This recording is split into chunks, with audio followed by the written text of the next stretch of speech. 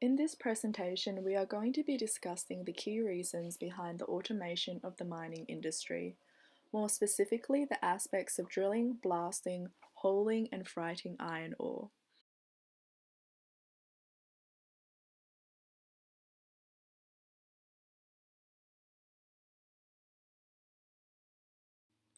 Drilling is the process of drilling holes into the hard surface layers that covers the ore. When drilling, it is important that the depth of the holes are deep enough so that ore bodies can be recovered after blasting. Traditionally, these machines were operated by men and women. However, by automating this process, machines can be controlled remotely from offices that can be located anywhere in the country. As observed in this video, the men controlling the drill may not necessarily even be on the mine site and can be located in other cities. Automated drilling systems can improve the efficiency of both the exploration and operation stages of a mining operation. With multiple drills being controlled and overseen by only a few people at a time, this means that a lot less time and manpower has to be devoted to exploratory drilling and any drilling used for blasting operations. Once drilling has been done, a charge and detonator is placed in each hole.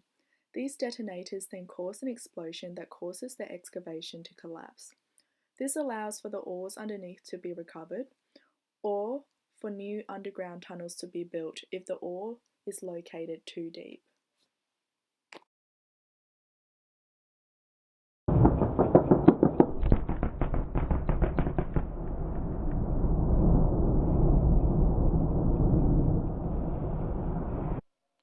Autonomous vehicles can efficiently stick to speed limits and road rules to reduce collisions on the road that might reduce operation efficiency.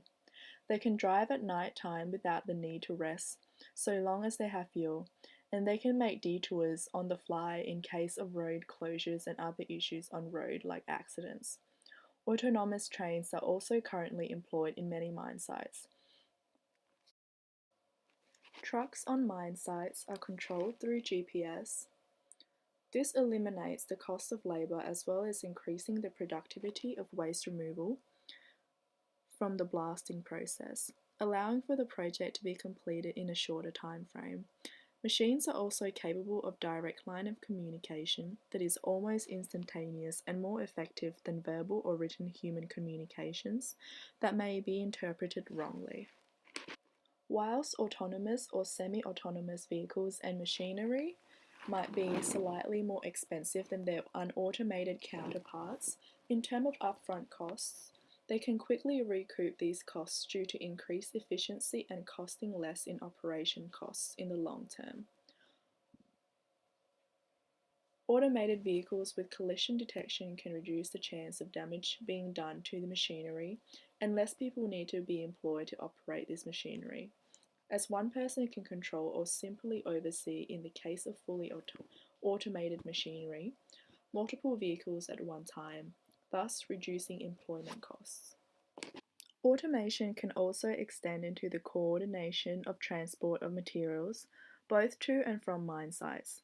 Trains used to haul ore and other commodities can be scheduled by an automated system that can find the most efficient timetable for these trains.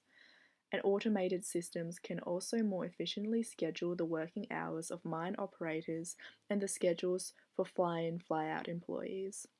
Remote controlled machinery can also be used in terrain which is considered dangerous to workers or simply in adverse conditions. For instance, around areas of loose rock and soil with relatively high chances of ceiling collapse in the case of underground mines. Employment costs are a major driving factor in the automation of the mining industry, as labour shortages for jobs such as haul truck drivers and train operators mean employing people to fill these roles can be expensive, and training new employees in these areas can be time consuming. Paying for the transportation of these employees can also be a major drain on mining companies, as well as the accommodation costs. Additionally, training to operate semi-autonomous vehicles or remote-controlled vehicles is much less time-consuming, costs less, and can be done in a safer digital environment.